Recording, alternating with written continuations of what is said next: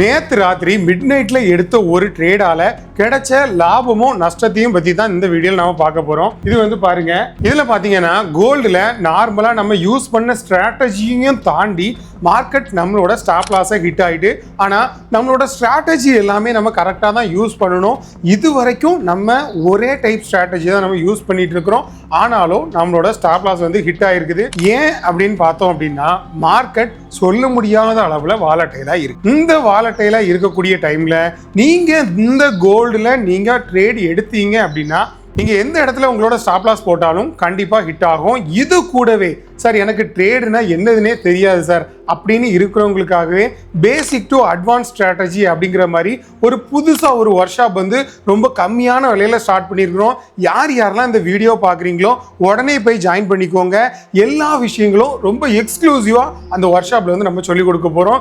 இது கூடவே சார் எனக்கு வந்து இந்த ட்ரேடிங் பற்றி எதுவுமே தெரியாது, ஆனாலும் இந்த ட்ரேடில் உங்களோட ஸ்ட்ராட்டஜி எல்லா விஷயங்களுமே எனக்கு பிடிச்சிருக்கு, நீங்கள் எனக்கு சொல்லிக் கொடுக்கணும் அப்படின்னு ஆசைப்பட்டீங்க அப்படின்னா, உங்களுக்கும் எனக்கும் இருக்கக்கூடிய 1-to-1 செக்ஷனில் நான் எல்லா விஷயங்களும் உங்களுக்கு சொல்லிக் கொடுக்க போகிறேன். அதுவும் ஒரு மாதம் ஃபுல் ட்ரைனிங்காக நீங்கள் 0 to ப்ரொஃபஷனல் ஆகிறதுக்கு நான் கேரண்டி. அந்த அளவுக்கு எல்லா விஷயங்களும் தெளிவாக உங்களுக்கு சொல்லிக் கொடுக்க போகிறேன். இப்போ நாம் இது வரைக்கும் கோல்டில் தான் நம்ம ட்ரேட் எடுத்துகிட்டு இருந்தோம். ஆனால் புதுசாக நான் இது வரைக்கும் சேஞ்ச் பண்ணாத ஒரு கரன்சி பேரில் நான் வந்து ட்ரேடை பிளேஸ் பண்ணியிருக்கிறேன். அதுவும் யூரோ USDல 10 லாட் சைஸ் வச்சு.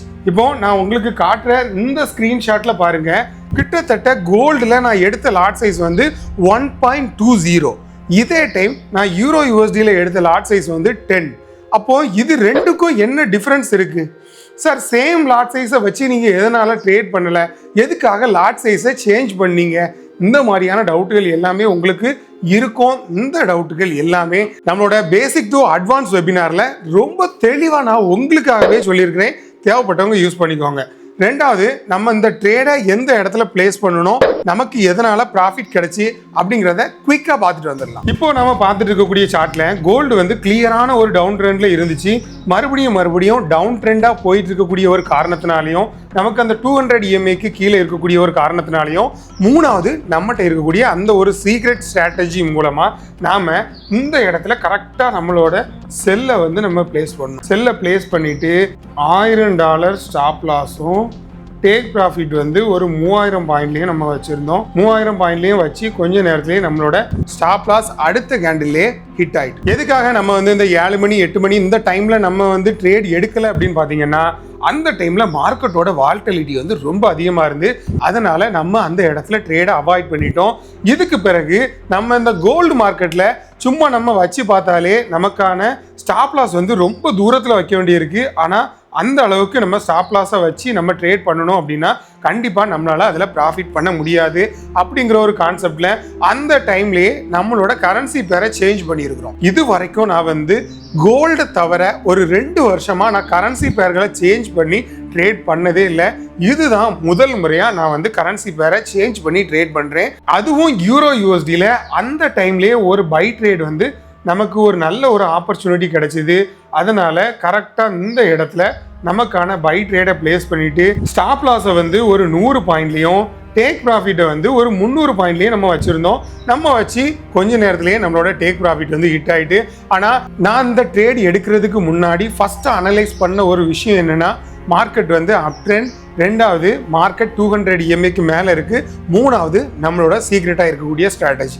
இந்த மாதிரியான விஷயங்கள் எல்லாத்தையும் வச்சு தான் நாம் இந்த ட்ரேடை பிளேஸ் பண்ணோம். கிட்டத்தட்ட ஒரு $2674 நமக்கு ப்ராஃபிட்டாகவும் கிடைச்சிது.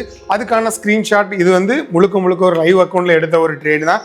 எல்லா விஷயங்களுமே உங்களுக்கு வந்து நான் ஸ்க்ரீனில் போடுறேன். இப்படி தான் நமக்கு நேற்று நடந்த ஒரு மார்க்கெட்டில் கிடைச்ச ஒரு ப்ராஃபிட். யாரெல்லாம் நம்மளோட கோர்சஸ் அண்ட் எல்லா விஷயங்களும் யூஸ் பண்ணணும்னு நினைக்கிறீங்களோ தவறாமல் யூஸ் பண்ணிக்கோங்க.